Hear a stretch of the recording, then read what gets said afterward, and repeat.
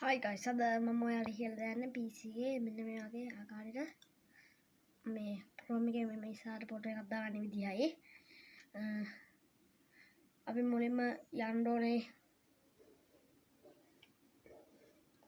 මෙතන තියෙන pencil button එකට. අපිට එක තේම මෙහෙම දාන්න පුළුවන්.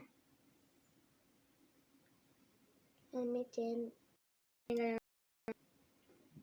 අපිට Chrome web browser එකෙන් බලන්න නැත්තම් video පුළුවන් කියන්නේ තේම කියලා.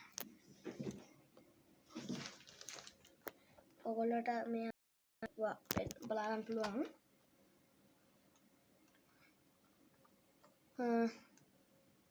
අපි මේ අකාට එහෙනම් අපේ ගන්නවා මම Google කියනට යනවා.